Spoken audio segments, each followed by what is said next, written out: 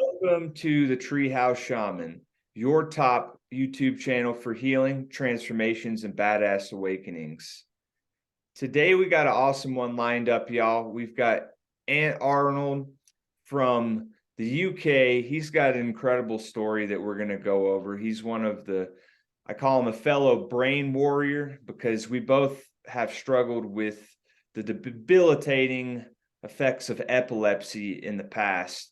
But he has some really awesome information that we're going to share with y'all, what he does and how he's overcome this disability in many ways, and just generally his story. But Ant, I really appreciate you coming on, sir. You're very welcome. So it's lovely to meet you. Say what? I say it's lovely to meet you. Likewise. So, Ant, I wanted to ask you first, what is your background? Can you give us a little information on what life was like for you growing up, and then maybe what led into you first having epilepsy? Well, I was brought up by a narcissistic mother who shouted at me every single day, and gradually, once all the family had left, the tantrums became focused on me solely. And then when my dad left after my accident, then it just became an utter nightmare. And she was having 6 tantrums at me a day while I was having seizures. And when I finally found out that she actually enjoyed ruining my life, I just came out and started talking about it, and it's the best thing I've ever done. But the way I stop my seizures is completely different to how other people might envisage it. I actually came off the medication that I'd been on for 35 years, and then realised that the side effects of the medication were what I thought was my epilepsy. Mm-hmm. And I recover from the seizures that I do have, the ones I can't stop. I recover from them in minutes rather than days. So life has become a lot easier. What medication did the doctors put you on by chance? Well, I was originally on Epilim and Tegretol, and they gave me terrible headaches, arthritic joints. But they actually every single function of my body was slightly impaired by these drugs, and that really mounted up really heavily. And I'd have one seizure and I'd go to bed for 2 days and not be able to get out. But now when I have a seizure that I can't stop, like I said before, I just recover from it instantly and just carry on as normal. Interesting. Yeah, when I have seizures, some days I would be out for a couple days, but I had a similar experience with the medicine called Keppra. And when the doctors gave me this medicine, Keppra, I became a violent person. Like, I became aggressive, kind of like a dog with rabies, right? Typically the dog doesn't act aggressive, but if he has rabies, he becomes a snarling beast. But with me, when I took Keppra, I got this sense of rage that I've never had before, this side effect.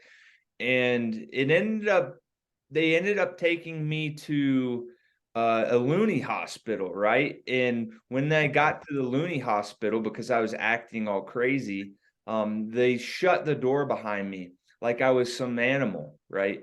And the guy with this crazy tattooed security guard or of some sense was telling me that, like, you're not getting out of here. Like, I was like, get me the hell out of here. Like, I started panicking, right? Like, they shut the door behind me like it was a jail. And I was about to get violent with that guy. But luckily, There was a guy who took me there initially, and that guy helped me with this crazy security guard to get me out of the damn situation. But that just goes to show you.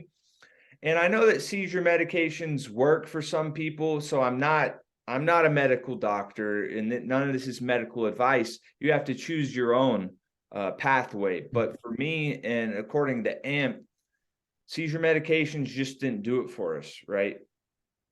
Well, actually, I do take Keppra now because I had one I couldn't stop, and I tore off cupboard doors, and I threw my wife across the room. So at that point, I thought, yeah, I'll have to take something. So I'm just taking a very low dose of Keppra now, so that when I do like miss a seizure, then I don't kill anyone. Right. Yeah. And I think that it has different effects on different people, right? Yeah, I agree. Everybody's physiology and biology is different. Yeah, definitely. Well, cool. You were telling me some really interesting stuff leading up to where we are right now. And you were telling me that Richard Bandler and NLP kind of altered your so I'd love to hear more about how NLP had an effect in your seizures. Well, I'd been taking the Keppra and Tegretol for about 30 years, Wow. and I had no idea that they were making my seizures worse, and I just had all these crazy thoughts in my head. So I decided to go and see a hypnotherapist, and ended up marrying her. And she gave me the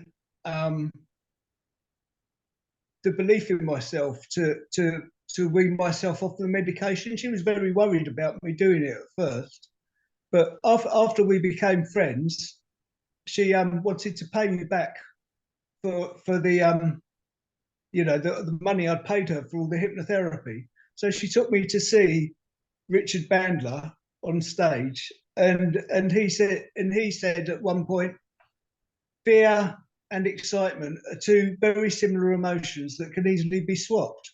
And I always used to get scared when I got my aura before my seizures, because the old medication made my seizures focal, and it was What do you mean by vocal? Vocal. Well, then I'd be awake while I was having them. Oh wow! So it was really, really scary.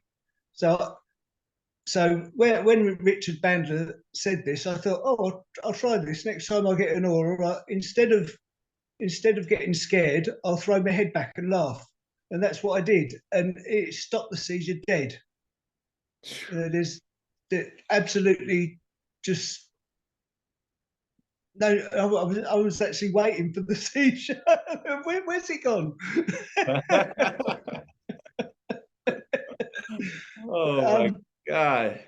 And man, that's wild, man, because they say laughter is the best medicine. It really is. It really is.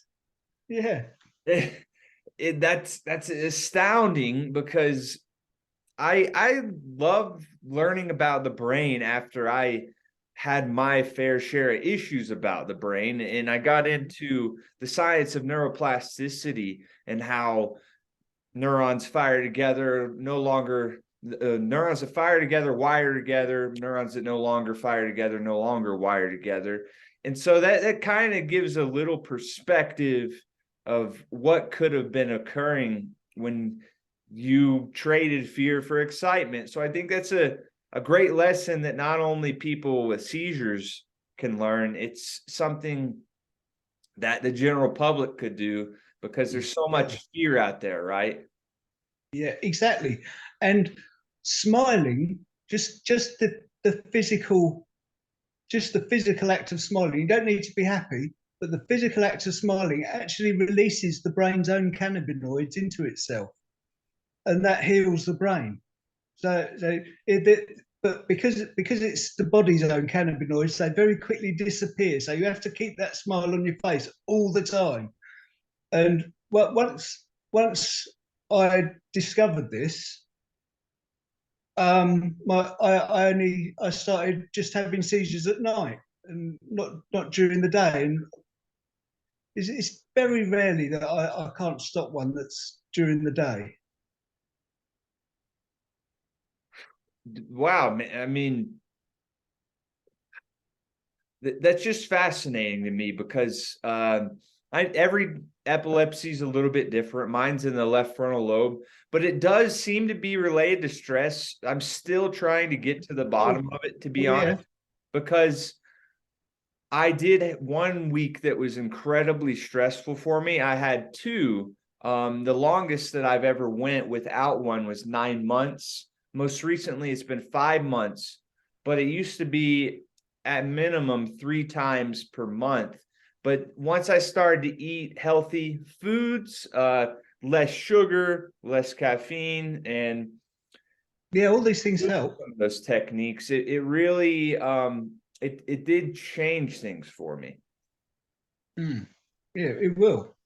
It will. There are so many things out there that we can do.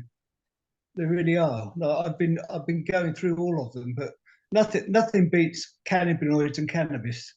That they are the business. CBD oil too, yeah. Well, I find actually CBD oil because it's been separated from the THC. The two need to be together, so it needs to be raw cannabis. Actually, that's that why molecular compound, the intertwining of those two. Yeah, it is, and it was only about a year ago that I realised this. But you see, big pharma were trying to make money out of cannabis, and they couldn't, and that's why it was banned in 1926 or whatever. Right. And now in the United States, big pharma found out that they can make money off of it. So they got So they're selling everyone's CBD now. Yeah, they got their greasy hands within it once they found out that they could make some money off of it. My doctor reckons it will be legal within about 2 years. Yeah, in the state that I live in, which is Colorado in the United States, it is delegalized. You can get medical marijuana where I live, but in other counties you can buy it recreationally, which cannabis is way less threatening to the brain than alcohol.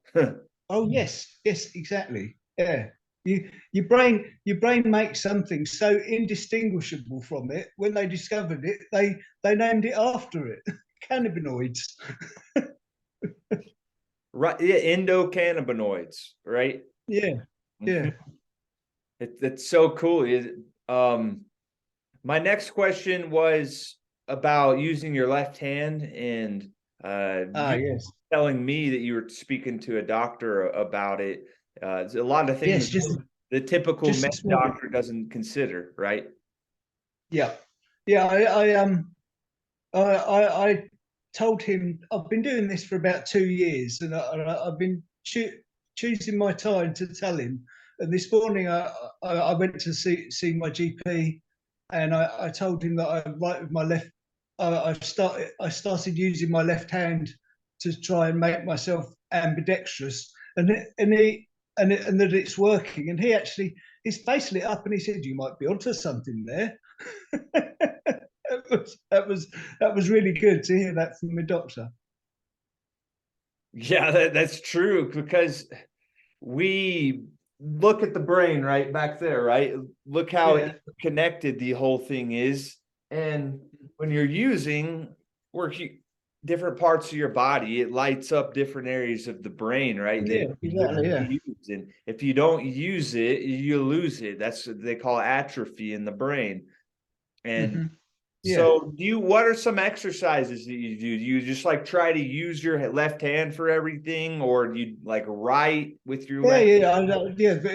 But I was trained as a drummer anyway, so I've always been fairly ambidextrous, but I thought I'll take it the one last step, and so I'll start writing with my left, and I write with my left hand more than I write with my right hand now, and it was really big.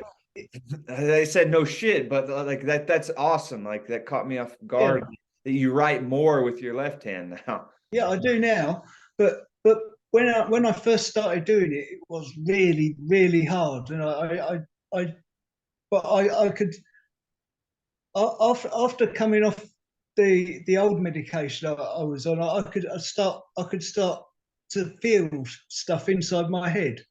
So and I really felt that. Well, I'm still feeling it now, but I really felt it a lot when I first started using my left hand instead of my right. So it's just really important to stay positive and keep trying things. It really is. Yeah, it truly does. And I studied a lot about the motor cortex and how the sensory motor cortex is what they call it, but how certain movements of body parts, they've done studies that like even if you just move your pinky like this, it lights up a different area in the brain naturally, some people would say, but then just even doing this with your right thumb. So think about the implications of that. Like this lights up a completely different area than this. Yeah. Oh, it's absolutely. And even going outside and sawing up wood, which I do every day because it's bloody cold here now. even that gives me mental stimulation and helps heal my brain. And it will anyone just keep active. That's the thing to do. Yeah, stay active, right? Yeah. And on the old medications, I used to just feel so sorry for myself. Oh, I know. Yeah. It's easy to do, right? It's easy to do when you have one of these fucking bullshit seizures and it catches you off guard and you get all knocked up and beat up. It's really easy to fall into that, oh, poor me, right? Yes, exactly. Yeah. But that's the worst place that you can be. Exactly. Yeah. You've got to feel, you've got to love yourself. That's really important thing to do. But not go over the top. Like my mother. I call it fierce tenderness is what I give myself, because when I'm fiercely tender, that gives me the room. I still deeply love myself. But when I allow myself to be a lazy bum, that is not loving myself. It really, because if I'm not getting off of my behind, my ass, and actually trying to make something better, improve myself on a day-to-day basis, that's not loving. So you do have to instill that discipline within your life. Oh, absolutely. Yeah. And love doing it. just enjoy every single moment. It is really, really important.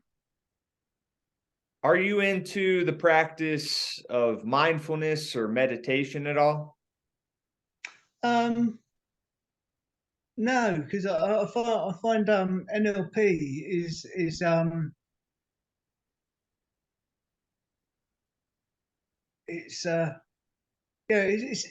like quick meditation.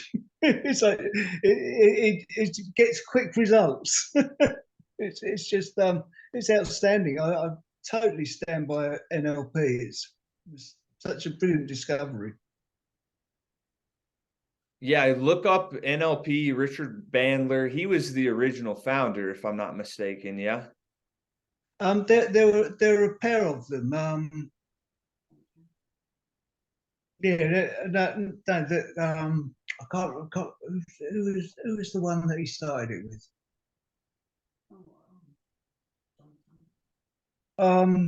Yeah, there were two of them anyway that were John Grisham.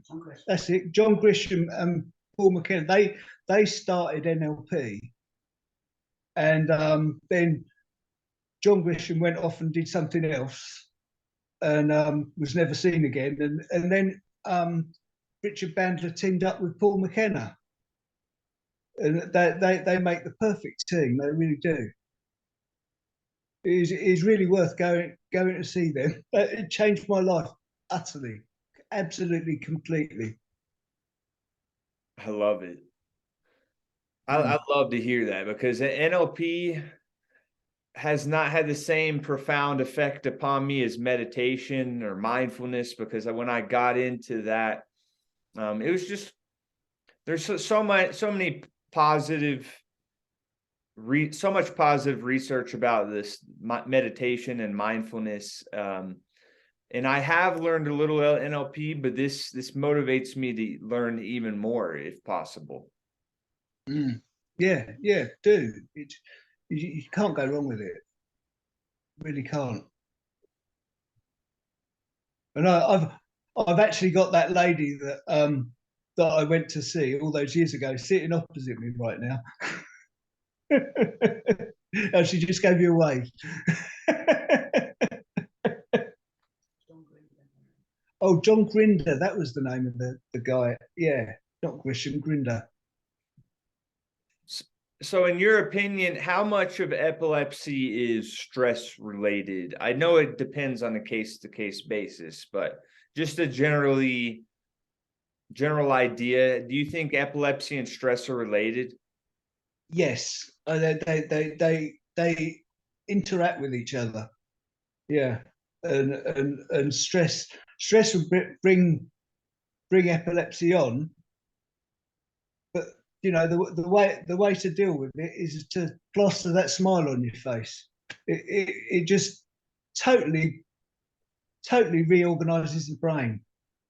You know, all those little cannabinoids suddenly flood your brain, and it's wonderful. It really is. Yeah, it really is. And what the thing about stress with me in the brain is, I just tell people that stress is the number one killer, truthfully, when you think about it, because Yeah, absolutely. a Yes. stressful life, it's either going to be miserable or it could absolutely kill you. And it does to many people. And if you can't learn how to change your relationship with stress, then you're in a lot of trouble in this day and age. I hate to say it. Yeah, Because, absolutely. and like he says, it just takes the willingness to try new things, like smiling and even affirmations, whatever little strange technique that works. Your brain doesn't understand the difference between something that's real and imagined. Yes, exactly. Yeah. And what you're thinking is controlling your brain. So think good stuff. Your brain will do good stuff. Yeah, like every single thought that we have, and doctors say that it's like 60,000 to 70,000. That's a rough estimate, but every single thought we have releases a neurochemical into our biology, right? Yep, exactly. So, yeah, keep playing with your mind. But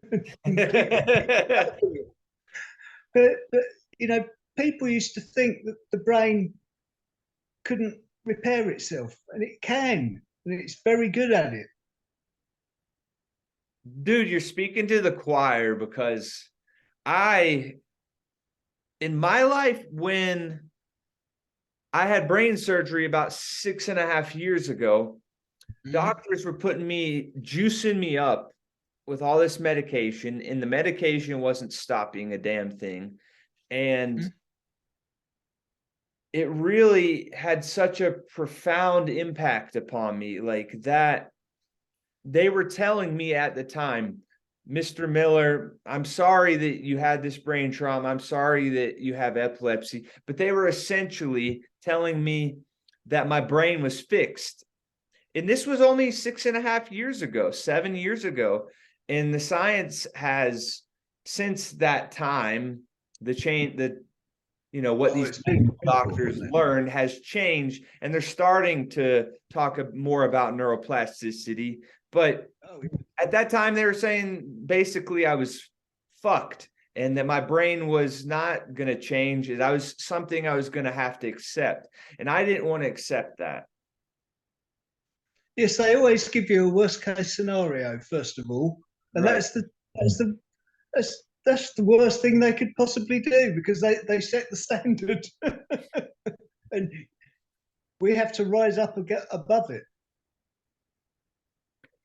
Have you ever checked out the book You Are the Placebo by Joe Dispenza? No, I haven't. Brilliant book. But he was talking about all these cases of what the placebo and the nocebo, which is the negative side of the placebo effect, can do to us. And one particular incident that he brought up was there was a medical doctor that was working in World War II. And this medical doctor was dealing with people that were having some serious injuries in war, right? Whatever the serious injury was. And so they ran out of morphine solution at the time. And he said, oh my God, what are we going to do? How are we going to help these poor souls, right, that are really in a lot of pain? And what he found out was he told the nurse to fill up a saline solution, which is just purely water, and to inject that saline fake solution into the individuals. And it had the same effect. It had the same pain-killing effect. And that's what they call the placebo effect, that they were sticking needles and their brain activated in the same way that it was morphine. Yeah, when you relax, you the pain just goes away. It's incredible. You know, I had 4 months in hospital to discover all this. I found lots of little tricks. I was only 14. What tricks were those? Well, it's just, you know, like I'm explaining to you now, but I was just because I was on the medication I was on. It just made it so difficult, and I had doctors and nurses giving me worst case scenarios all the time. So I couldn't actually see it at the time. But you know, this lovely lady sitting opposite me really did it for me when she took me to see Dr. Bandler. That was the real turning point in my life. That was the game changer. Yeah, absolutely. I love it. Yeah. And on the other side, they have the nocebo effect. And there was a study how people actually died. They were told, I don't remember the exact story, but let's just say somebody was told that they had terminal cancer. And when this person passed away, he was told, and they cut his body open. I don't remember. I think this was in like the 60s or something like that. They ended up cutting his body open after the man passed away, and they found that he had no cancer. No. Yeah, just his mind had well, just sorry. That's how powerful the mind is, though. You know, that's how freaking amazingly powerful our mind is. Yeah, exactly. And I woke up in hospital in 1982, three weeks after getting dragged down a road underneath a car and left for dead for 4 hours. And I just, my whole family was standing around my hospital bed. I didn't recognise any of them. I had no idea who I was, and I had to rebuild myself. And I did that despite the fact that, they'd put me on these epilepsy drugs that were actually limiting the function of my brain to try and stop the seizures. And actually, it was actually making them worse. And just getting off those tablets just made such a big difference. Well, we could talk about this stuff for hours, I'm sure. And you seem to have the same passion and obsession I do for the brain. But I'm gonna wrap it up just so we Okay. For the audience. We appreciate you listening. Definitely make sure to, if you like this content, give it a like, subscribe, and just overall support the cause. So we appreciate you. And you're a brain warrior. You really are. You're a badass. And thank you for sharing your story with everybody. Well, it's lovely talking to you, Brody. Thank you, sir.